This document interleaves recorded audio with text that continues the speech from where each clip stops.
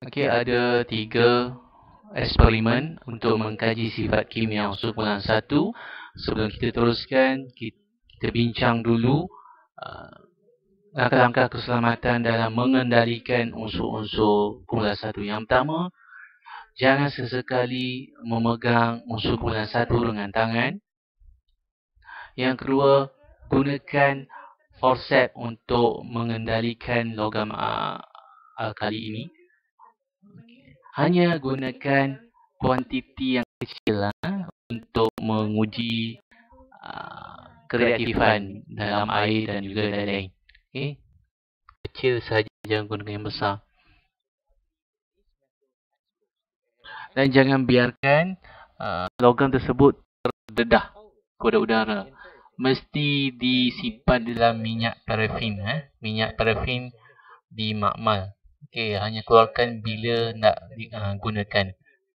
Dan elakkan sumber-sumber nyala berdekatan dengan unsur-unsur kumpulan 1.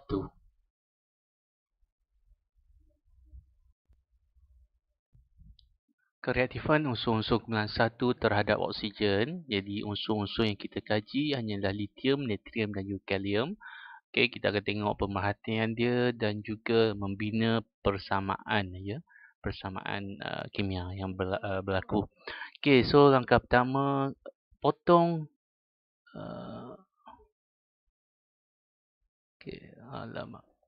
potong dengan kecil saja. Cebisan kecil. Ya, cebisan kecil sahaja unsur kumpulan 1 tersebut. So ini yang pertama ni kita guna lithium. Lepas tu, oleh kerana lithium tadi disimpan dalam minyak parafin, jadi dia berminyak. Langkah kedua, kita nak keringkan minyak tu, kita letakkan di atas kertas newspaper dan golek-golekkannya lah. Sehinggalah nampak kering. Okay. So penting untuk memastikan tindak balas berlaku dengan lancar, dengan baik. Sebab kalau ada minyak tu mestilah dia agak mengganggu. Jadi pastikan kering, ya. Okey, seterusnya kita perlu menggunakan forceps untuk meletakkan cebisan kecil tadi di atas sudu pembakaran. Dan kita bakar dengan penuh Bunsen sehinggalah dia mula menyala, membentuk nyalaan. Kita terus pindahkan ke dalam tabung gas yang berisi dengan oksigen. Dan perhatikan nyalaan, warna dan juga dari segi saiz nyalaan tersebut. Okey, kemudian kita tambahkan 20 cm padu air ke dalam tabung gas tersebut. Goncangkan larutan yang terhasil. Uji dengan 2 hingga 3 titis larutan phenolphthalein ke dalam larutan tersebut. Diperhatikan larutan tersebut bertukar daripada tanpa warna menjadi merah jambu.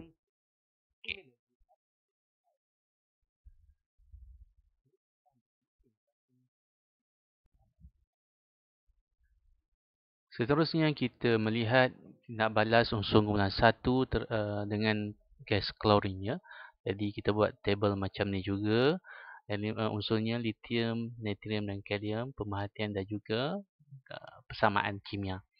Okey, sama macam tadi, potong dengan kecil saja. Kemudian yang kedua, keringkan. Okey, dengan newspaper. Okey. Yang ketiga sama juga menggunakan forceps dan letak di atas sudu pembakaran. Kalau tadi bakar. Bakar sehingga menyala. Kalau tadi kita masukkan ke balang gas berisi oksigen, kali ini nampak tu warna kuning kehijauan itu gas klorin, Jadi kita masukkan ke dalam tabung gas berisi klorin. Kita lihat dia punya nyalaan, kereaktifan dia, warnanya, dari segi saiz nyalaan dia. Alright. Sekarang kita perhatikan pula tindak balas kimia seterusnya, tindak balas lithium, natrium dan kalium dengan air. Jadi ini adalah table untuk mengkaji sifat kimia dengan air.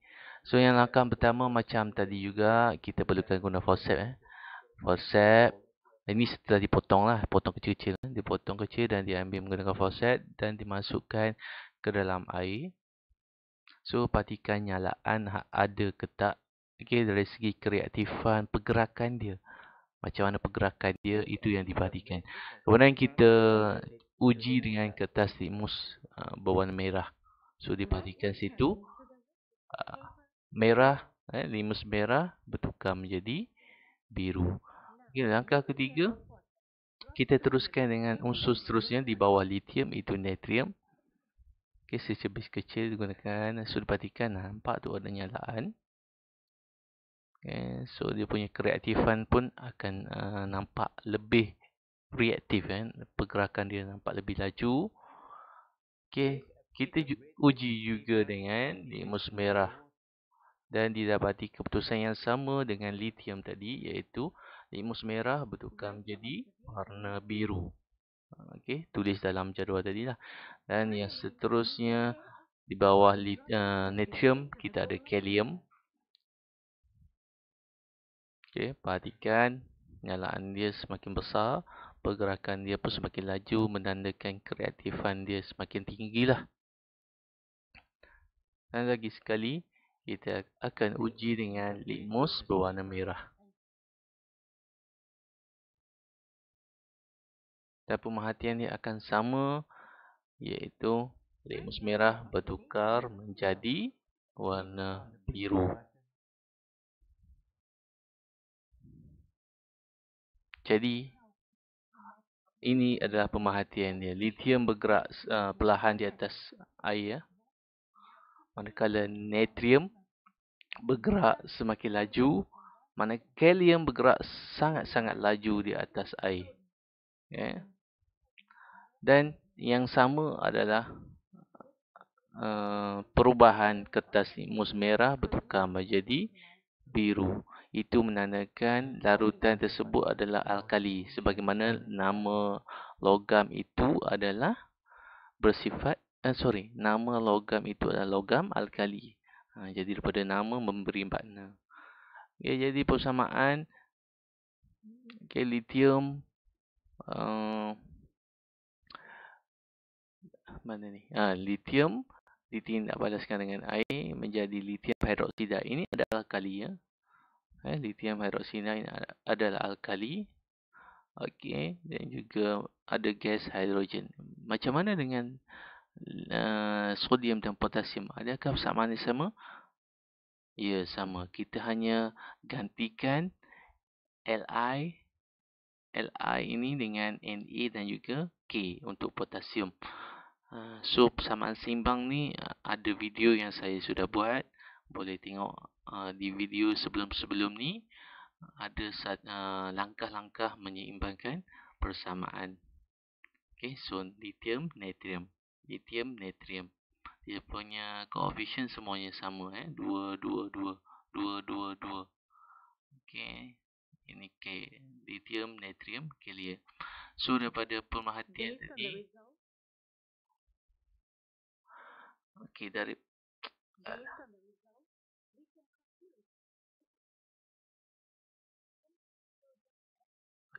daripada pemerhatian tadi nampak bergerak perlahan, laju, sangat laju.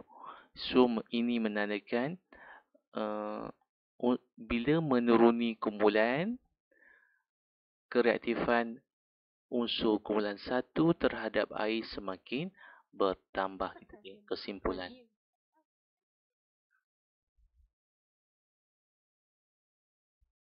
Kita tengok kesimpulan. Okay, berdasarkan kesimpulan, berdasarkan eksperimen-eksperimen tadi, kita dapat simpulkan semakin menuruni kumpulan, kereaktifan unsur kumpulan 1 semakin bertambah. Kereaktifan unsur kumpulan 1 terhadap air semakin bertambah. Okay. Semakin bertambah daripada lithium, natrium sampailah francium.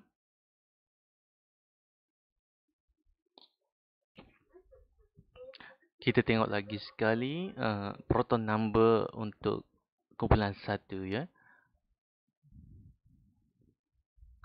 Okay, lithium 3, natrium 11, helium 19 dan seterusnya sampai francium 87. Dan susunan elektronnya berdasarkan nombor proton tadi 21, 281, 2881 dan sampailah francium sangat tinggi tu. Okay. Jadi silibus SPM sampai nombor proton sebelum di bawah 20. Jadi petala ketiga maksimal 8. Kalau di atas 20, petala ketiga maksimal 18. Okey. Jadi kita tengok kat sini elektron valence dia semuanya satu sebagaimana kita dah belajar awal-awal. Elektron valence menentukan kumpulan. Jadi elektron valence 1 berada di kumpulan 1. Jadi walaupun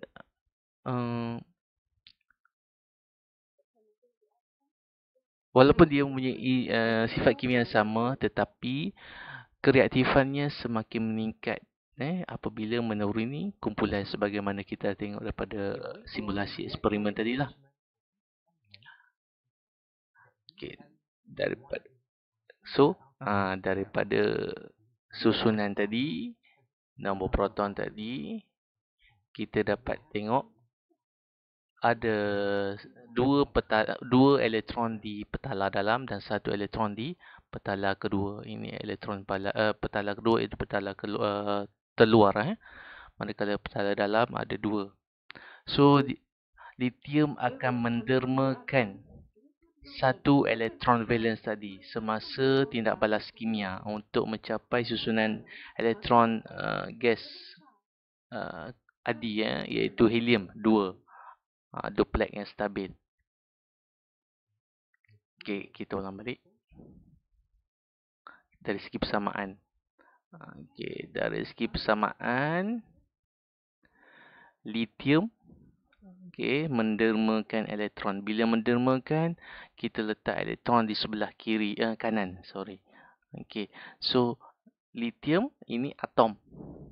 So bila dia mendermakan, sebagaimana kita dah dengar, tangan yang memberi lebih baik daripada tangan yang menerima. Jadi ini adalah sifat positif, menderma kan. Jadi dia akan jadi ion positif, dipanggil cation. Okay. So satu ni tak perlu tulis pun tak apa. Cukuplah lithium plus ini menandakan charge-nya tambah elektron. Okay. Jadi dari segi gambar ion macam ni. Lukisan struktur elektron bagi ion. Kalau tadi 2, 1 ada di luar kan. Sekarang bila dia mendermakan, elektron terluar, jadi tinggallah dalam 2. Dipanggil susunan elektron duplet yang stabil. Okey, so ini tanda plus, jangan lupa. Kita tengok unsur yang seterusnya, natrium.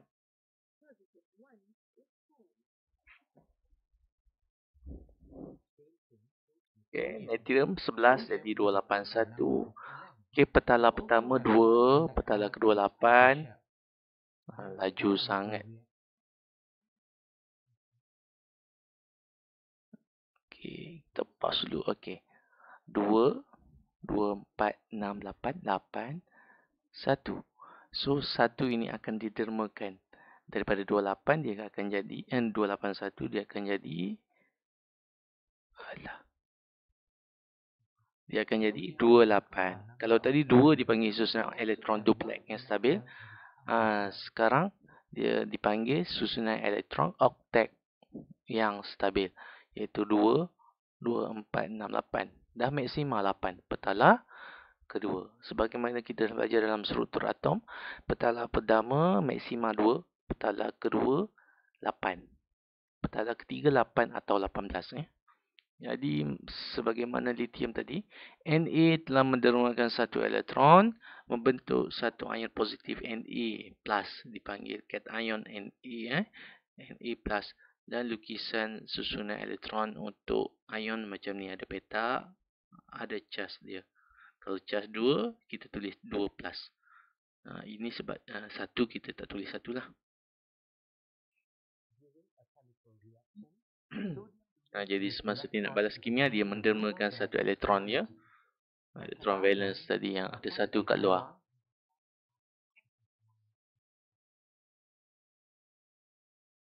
Okay. Jadi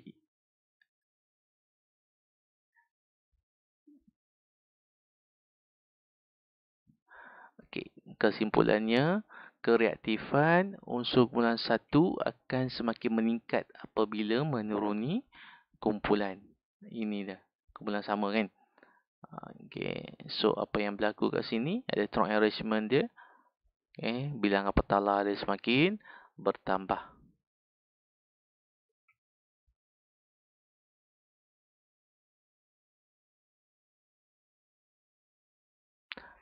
Kenapa apabila menuruni kumpulan, kereaktifan dia semakin meningkat? Kalau kita tengok ini susunan elektron dia, awak tengok sekarang, gambarkan lukisan dia. So ini 2 petala, 3 petala, 4, 5, 6, 7. Jadi saiz atom dia semakin bertambah. Bila saiz atom bertambah, maka elektron valence 1 ni semakin jauh dengan nukleus. Sebagaimana awak dah belajar, dalam nukleus ada proton bercas positif. Manakala elektron di luar ni, elektron yang ada dalam petala ni bercas negatif. Jadi proton sama dengan bilangan elektron kan. Jadi ada satu tarikan di situ. Tetapi untuk elektron valence, disebabkan dia semakin jauh, dia semakin mudah untuk didermakan apabila saiz atom tu besar. Nanti saya akan cuba buat simulasi. Inilah simulasi secara lukisan. Okey.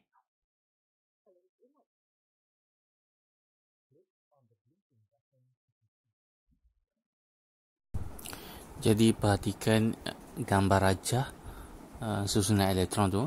Lukisan susunan elektron daripada lithium sampailah potasium, iaitu helium. Lithium 21, sodium iaitu natrium 281, potasium 2881, helium potasium tu. So perhatikan saiz atom semakin meningkat. Kenapa? Kerana bilangan elektron semakin banyak. Daripada lithium 3 sampai natrium 11, kemudian helium pula berapa tu? 10, 19. Jadi bilangan petala bertambah, saiz atom bertambah. Seterusnya, jarak antara elektron valence paling luas sekali tu dengan nukleus semakin jauh apabila saiz atom tu semakin besar.